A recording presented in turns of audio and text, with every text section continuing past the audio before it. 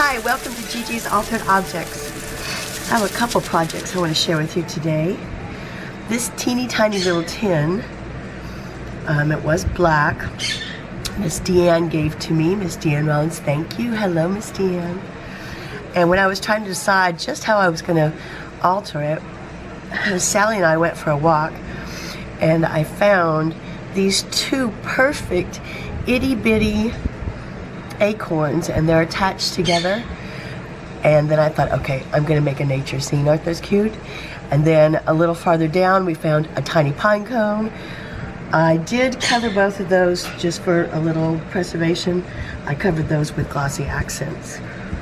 So I started with some reindeer moss on the bottom. Well, actually no, I used one of my waxes. So I used the Gilder's paste wax, and the one I used, that's rust, I used the copper. And of course it's hiding from me, but the packaging looks like this, but I used the copper color on this. And that is wonderful. I've talked to you about that before. You don't have to do any type of primering when you use that, especially on metals. It just goes right on. So I did the whole box inside and outside with the wax first, copper color.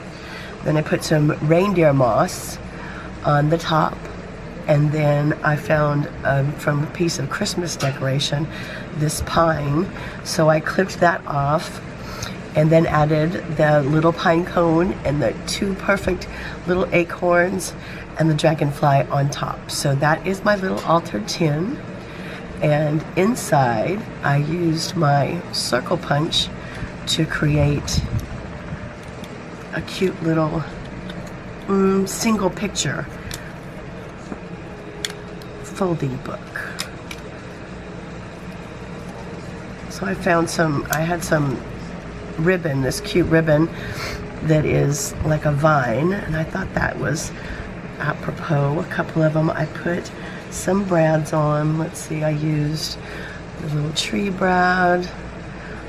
This was the pine cone, is from a camping kit, something that was left over, and one of them has a little, let's see, there's a leaf brad on this one, and then a cute little owl brad on that one.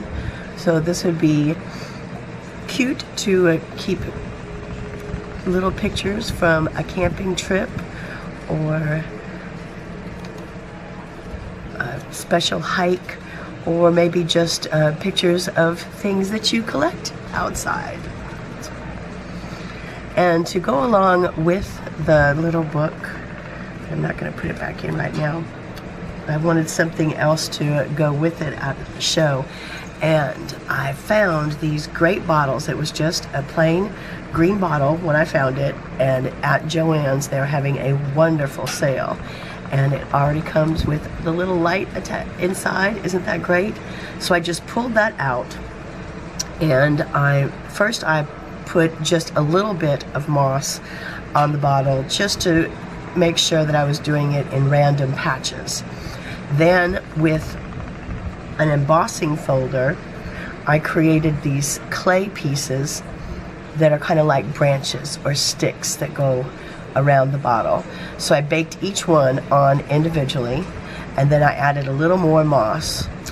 This bottom piece is actually, it was a piece of ribbon for scrapbooking, but it's hard, almost like bark. I really love it.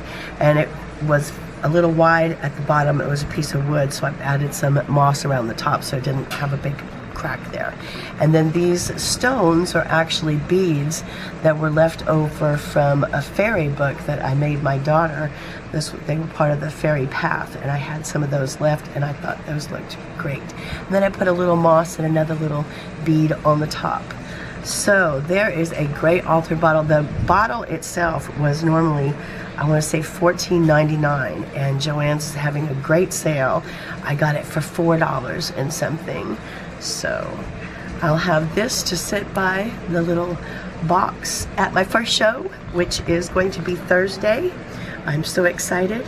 So if you like my projects, give me a thumbs up, subscribe to my channel. Thanks for visiting, and happy crafting.